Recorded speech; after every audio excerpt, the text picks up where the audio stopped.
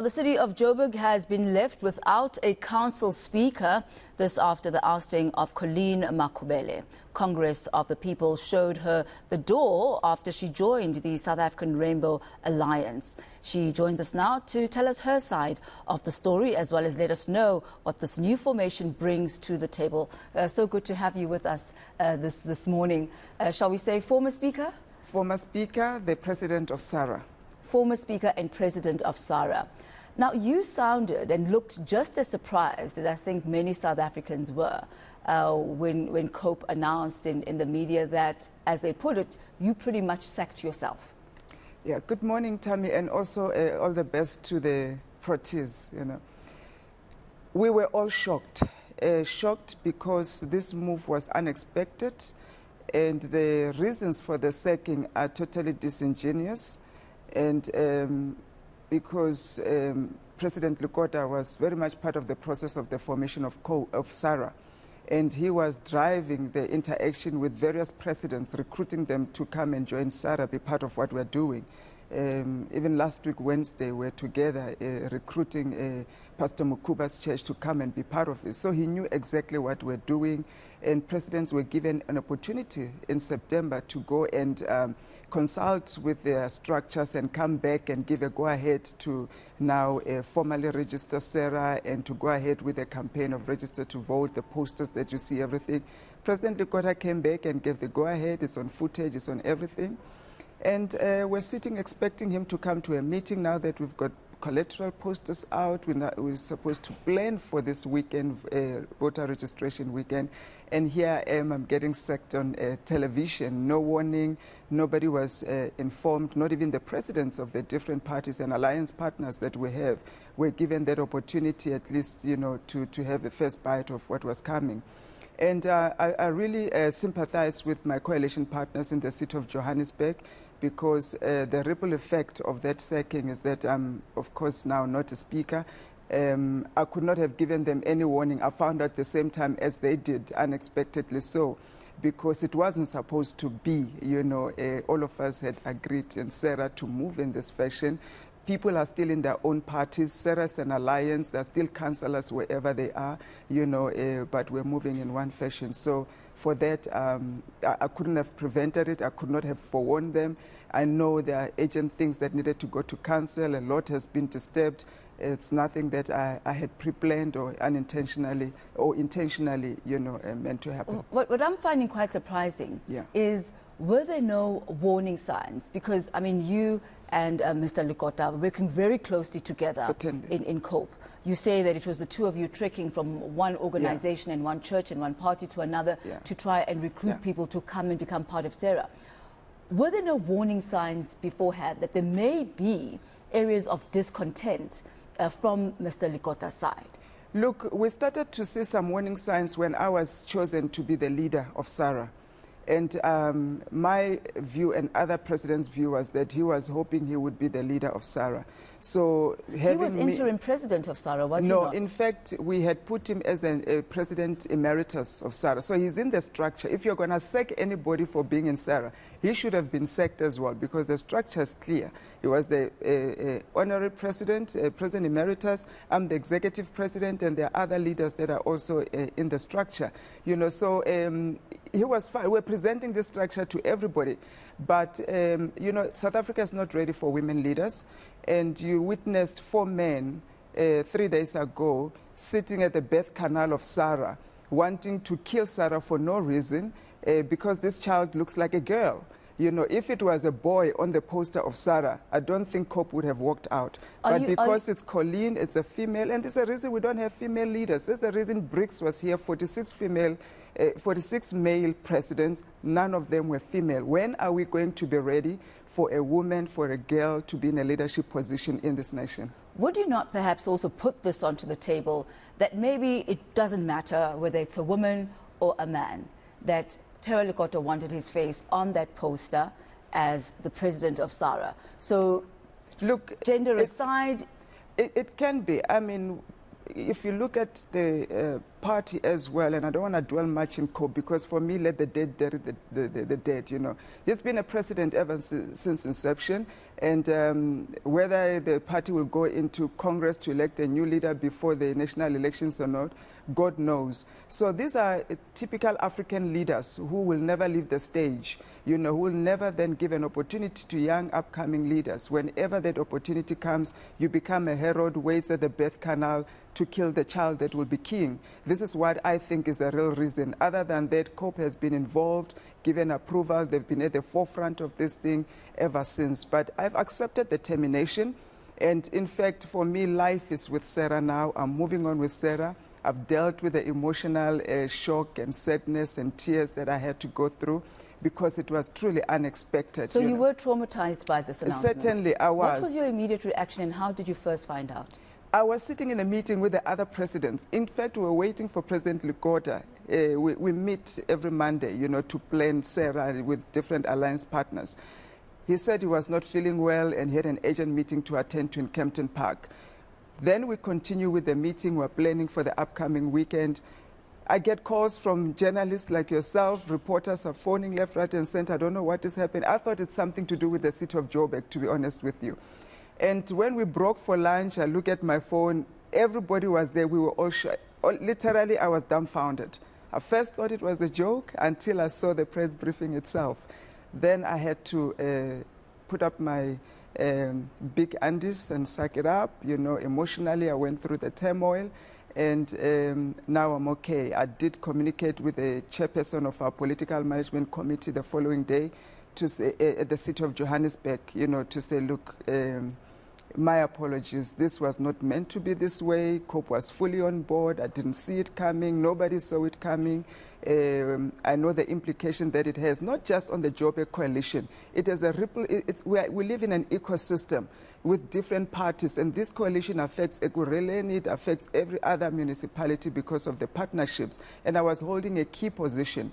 And I think the leadership of COPE didn't think far and broader enough. If they had given me a warning, I would have at least an opportunity to make representation. I would have explained all of this thing to say, yes, you can sack me, you can tell me, because you have the power to do so. They did it because they could, nothing else. And they did it, but they would have at least given us an opportunity. If you had been given an opportunity to make those representations, would you have tried to stay on with COPE under SARA? I would have, because that was the understanding of all the parties that were there. We stay with our different parties, but we've got SARA as a vehicle that will then lead us into elections. And that is the agreement that we've had in the meetings. Footage is there on YouTube, videos, etc. I mean, this whole process of how they handle it, it undermines also the intelligence of all the other presidents and alliance partners there. Because you can't have one person say COPE was not there, committed, when everybody else was part of the process with you. Says, but you came here and you said yes. We voted on this and you said yes. We agreed on this, you said yes. You know, everything that we did was with presidents and consulting their own various structures. It's a strong word that I'm going to use, but I am going to ask you if you are going to be calling a spade a spade. Yeah. Did Mr. Lukota lie about the circumstances around your involvement and COPE's involvement in SARA? Certainly he lied. He lied blatantly on national TV. And it's unfortunate. I honor him, I respect him, but what he did was totally disingenuous. He could have handled it better, in my opinion. And if it was not a lie, he could have been able to come to me and say, you've done X, Y, and Z wrong, make your representation. The fact that that door was not even slightly even opened. And people are there, the other alliance partners were willing to even go and do written affidavits, you know, oath, to say, we've been here, we've been with this man, he said this, he said that, and it's all in there. But I said it's not worth it. For me, the time perhaps had come to an end to serve COPE. I've served them to the best of my ability. They gave this black girl an opportunity to be in a big platform and lead the City of Johannesburg. I was new in politics. They took a chance, they had confidence in me. For that, I'll forever be grateful, you know, and I know I did not fail them. I held my head high. I held the COPE flag high. But everything sometimes comes to an end. We may not like the ending, but it signifies the beginning of something great, something new. And I think this is what South Africa is looking for. And I'd like us to talk about what you call something great, what you call something new. But before we move on to that, what do you see as the future of COPE? I mean, by far, you have been the most vocal and out there, leader of COPE. We see you at marches, yes, by virtue of being a speaker as well. You're the only, council member from COPE right now, or you were the only one from COPE. What do you see as the future of COPE as far as their leadership is concerned, as far as their following is concerned, and just their existence as a party? Because some did see you as perhaps that ray of hope for the party. Look, Tam, if you allow me, I wouldn't want to voice my thoughts on that because I think it would be unfair. They are trying to chart their way forward. It would be unfair for who? For me to pronounce on COPE because I don't know what it is that they are planning to do now. Look, let me tell you this as a matter of fact. COPE 2019, when it went into elections, national elections, it was at 0.2%. That's how they got the 2 seats. Now the national threshold is going to be 1%. I don't see what COPE has done to move from 0.2% to 1%. If I give you an idea, 48 parties contested 2019 elections. Only 14 made it. And the top 4 is ANC, DA, EFF, and IFP, and I think Freedom Front. The rest of the 9, ACDP being the top, was 0.84 downwards. And ACDP, and all of those other minority parties. What has happened in these parties that suggests to you that they are coming back in 2023, in 2024?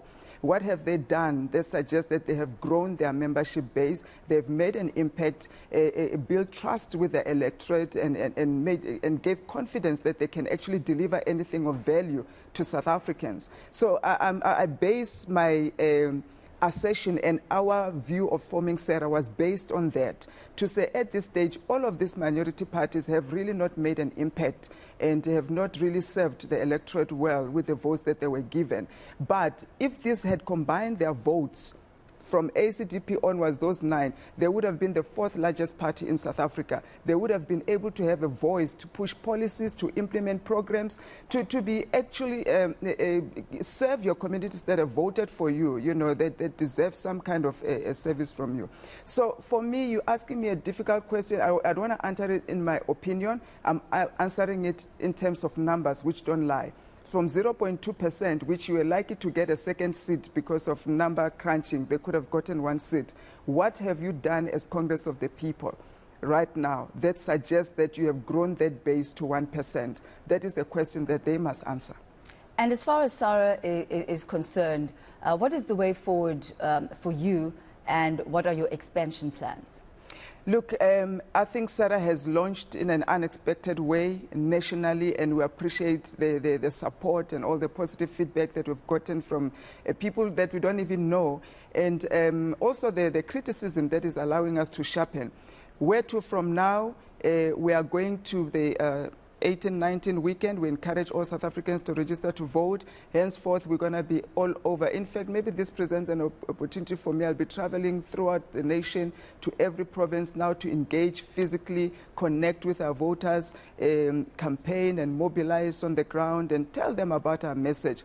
But the immediate thing that we're going to be doing, first week of December, we'll announce the date, is where we're going to come and tell you what are our policy ambitions, our strategic objectives, who are our leaders, and the difference that we have amongst all the coalitions, the moonshot and everything, is that you're going to go into election knowing that this SARA alliance or coalition, whatever you want to call it, has a leader called Colleen Makhubele, has this caliber, competent leaders that are going to be running portfolios or departments, whether in government or premiers, etc. And where are you sourcing those potential leaders from? Are you going into business? Are you going into government? Everywhere. Alliance partners, business, communities, political parties that we have.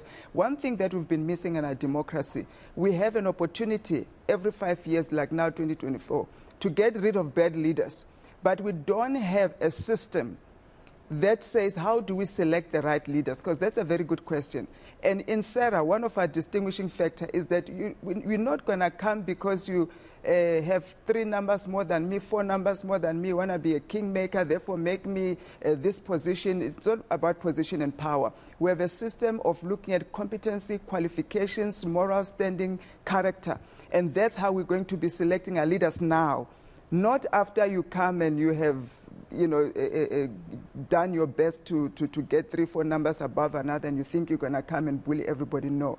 Now we select our leaders and then we know who's going where. We agree now. So we're going into elections. We've got a structure. We've got a format.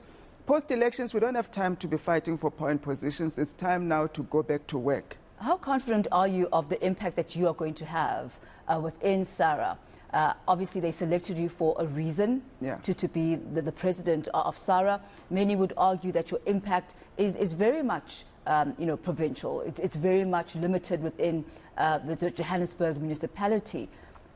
What is your trump card that you are going to be using as you go around the country? Because now you going all the way to the top, you say it's the presidency that you are going for. No, certainly. Look, I think you underestimate the impact of Joburg to the whole nation, and not only to the whole nation, I dare to say to whole Africa. There is, of course, a lot of work to do to push the brand Colleen out there and to push the brand SARA out there. But people know who Colleen is, who Colleen stands for, because of the work that we've done, including some of the challenges that we've faced, and they've seen me walk through those challenges and shoulder them, to the best of my ability. And everywhere we are getting calls from people who have seen me as a speaker, who see me now as SARA. And of course, this negative publicity was not desired, the shame and everything that they desired to project about me and the lies that they desired to project about me was not okay. But it has also helped to propel SARA, because everybody now is asking about who's SARA. They see the posters, they hear this woman has been fired for SARA, and that has created an interest. And we're going to then use that as well to capitalize on it. But South Africans know who Colleen is. They know what I bring to the table, how I have served the City of Johannesburg, competent, qualified, educated, compassionate, love people, and leadership skills I do have, and I bring a lot to the table. And I don't see why I should not occupy the first position of this country. Woman president? Yes, the first female president. The next BRICS summit must have a female president from South Africa. And you have put your hand up for that? And that's why I got fired. Talking about that, for me, I must tell you, somebody sent me the poster with your face on it. And this was obviously before the announcement. And I was initially very shocked. And I was asking, is this fake news? Is this real? So the entire announcement seems to have been quite clumsy. Looking back now, what would you or could you have done differently to communicate and perhaps also ratify expectations? Because when we saw you, we saw COPE. Now all of a sudden we see your face and there's SARA behind that face. Look, there were 2 strategies behind that. I think our first foremost was to create disruption, because traditionally people want to come in and in the same format that everybody has come in, have a press briefing, announce, and then do posters. Like there's a formula that you are given, this is how you must follow.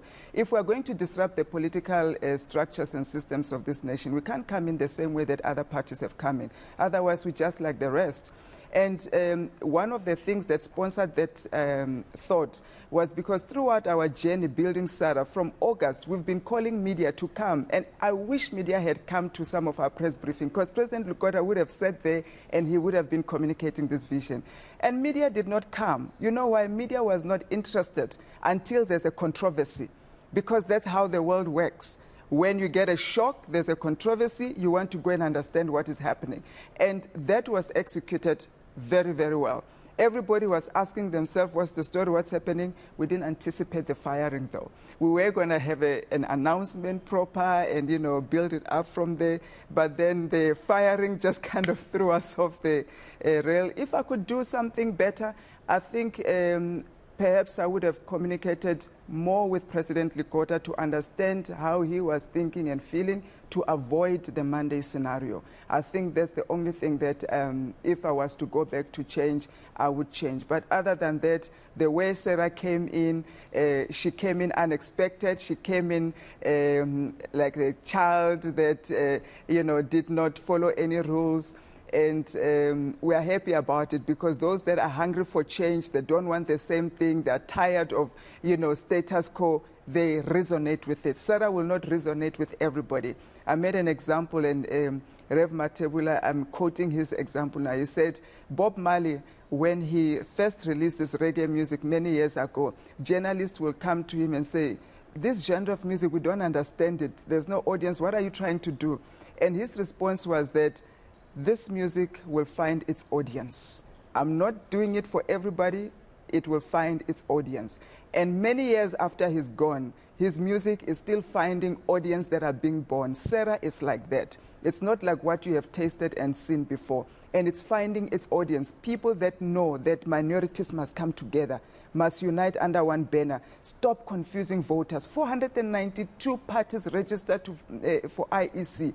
How are you going to page through the Bible and find a party? It's insane. And we're saying the same thing to the electorate. And how is this now going to affect bigger political parties, the established political parties, going to churches every time there are elections to, I guess, put down their manifesto and to woo the crowds? Because your target audience also includes churches, yes, NGOs, religious organizations. Look, they're in serious trouble, and they know it, because when we talk about churches, we're not talking about them because we want votes.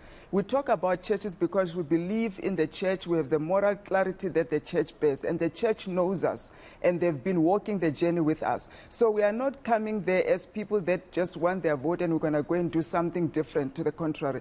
The current parties have let down the churches. They have removed godly principles from schools, removed godly principles from society, from parliament. They've introduced policies that are totally contrary to what the churches stand for.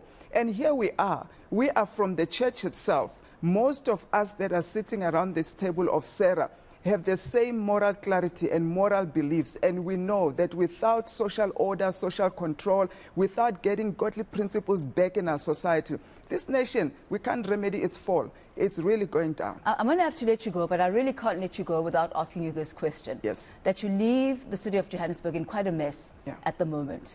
The DA still says that you as the speaker need to be held accountable for Brink's appointment and election. Yes, the council has now, put a leave to appeal the ruling by the Gauteng High Court. Yeah. What is the way forward, especially regarding your own personal accountability as the speaker, as far as Joburg is concerned? Look, let them bring it on. I'm ready for it. I'm always ready for opposition, because they must oppose anything. And Brink was not voted in by Colleen. He was voted in by the whole council. The report to appoint Brink was brought in by the mayor and the mayoral committee. It was a council decision to vote him in, and sometimes you need to understand how council works, so that you don't get swayed with opposition trying to find relevance in things. But the DA knows how council works, and they're still pointing to you. I know they have to point to me. Who else has the cloud? Who else is creating SARA? Who else was the speaker? They have to point to me because it's opposition. But if you understand how council works, Colleen does not, as a speaker, does not appoint Floyd Brink. Do you understand? It's a council. A report is brought in from the mayoral committee, tabled in council to appoint Floyd Brink. So that's what I'm saying. If you understand how council works, immediately you can hear that they're just blowing air. And for airtime, perhaps, and to keep themselves relevant. But let them bring it on, and we'll take it from there. The mess of Floyd Brink, by the way, was created by them, Popalate, when she was a mayor there. And the DA multi-party, they are the one who started all of these shenanigans of trying to create investigations against Brink and removing him from the top list. It was really a mess. And then because they wanted to appoint Maduka, they didn't want Floyd Brink. He came number 2. They didn't want to appoint him. When their number 1, Johan Metler, who had issues with a relationship with Palazzo, which he didn't declare, and he had to be, set aside. Brink was number 2, was supposed to be appointed. Then they started investigations that were not there. When he was cleared, And the report came back to say he's clear, let it go back to council to appoint him. Now there's an issue. So they know why they're targeting me, because they don't want to go back to why we got into the Brink mess in the first place. Popalatse, the DA, must account to what they did to Floyd Brink. For a year, he was sitting at home because of their lies, because of what they concocted, and also governance issues, procurement issues which they interfered in. So let them bring it on. I'm ready for it. And we'll leave it at that for this morning. Thank you so much for making the time to come through. It's going to be a long road ahead. Yes, so I'm sure we'll continue engaging as the developments happen. Thank you so much for coming through. Thank you so much.